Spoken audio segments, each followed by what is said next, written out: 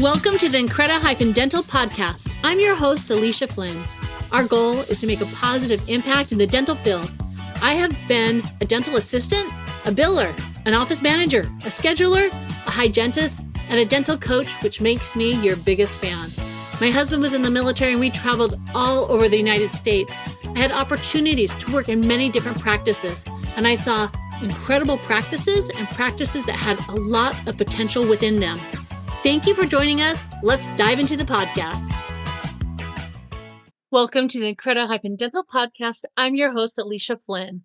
So today we're going to tell you a little bit about myself and how it can apply to your practice.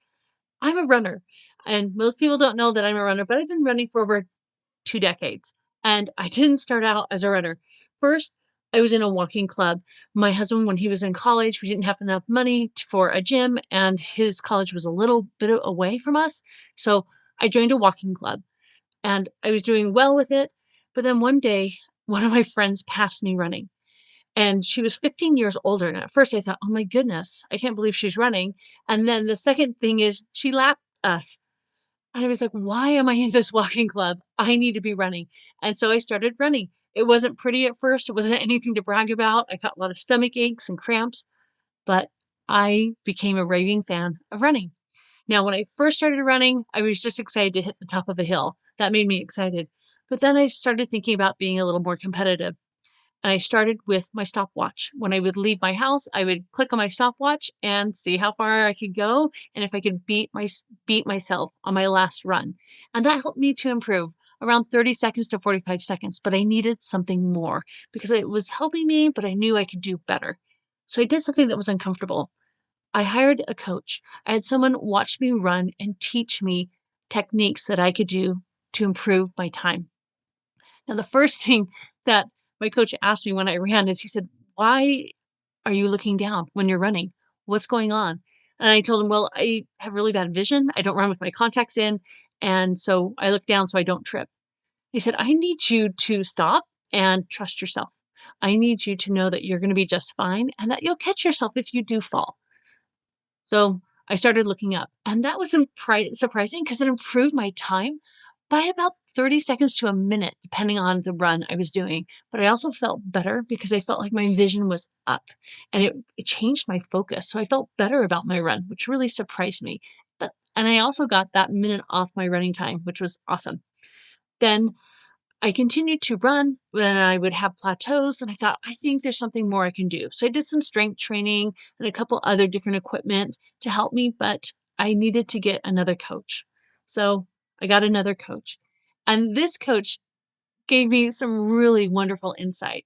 They watched me run, gave me some couple critiques, things to do, but they said, what are you thinking about when you run? I said, well, sometimes I'm meditating. Sometimes I'm thinking about problems. I just don't know. I just think about life when I run. Because she goes, I need you to change this. I want you to see yourself arriving home in the best run possible with a feeling of gratitude, but also a feeling of you're ready to seize the day.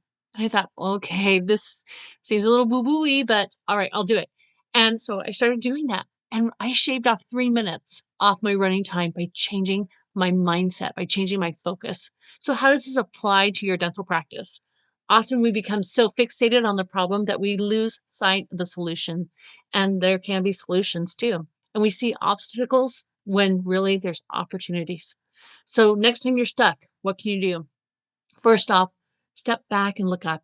What if the answer already is within your practice? What if there's something in the back office that you can apply to the front to help them to be more successful, or vice versa?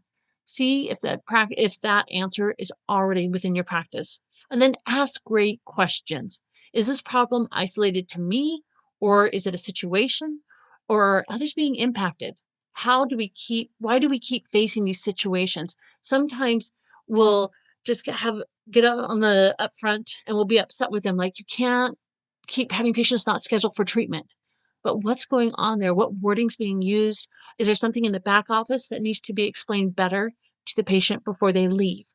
What's going on there? And then provide accountability, but not in a way to scrutinize, but in a way to encourage to step forward to something better. Because if we give them that opportunity and show them confidence that we trust them, that they'll do better, more than often than not, they will improve. So make sure that you provide accountability, but in a way to show improvement, not to criticize. Then visualize the outcome. What does success look like? This is very powerful because when you see where you want to go, you can direct yourself better. It's kind of like reverse engineering. The outcome gives you better clarity. You don't always need a massive overhaul, just one small change or critical move.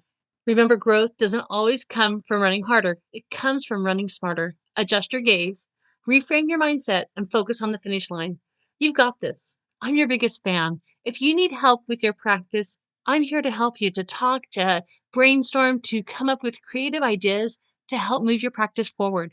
You can schedule a time at calendly.com/Increda-dental, or you can go to the show notes on this podcast, as well as you can call me at 208-908-3152. And last one, you can send me an email at increda.dental@gmail.com. Have an amazing day. I'm your biggest fan.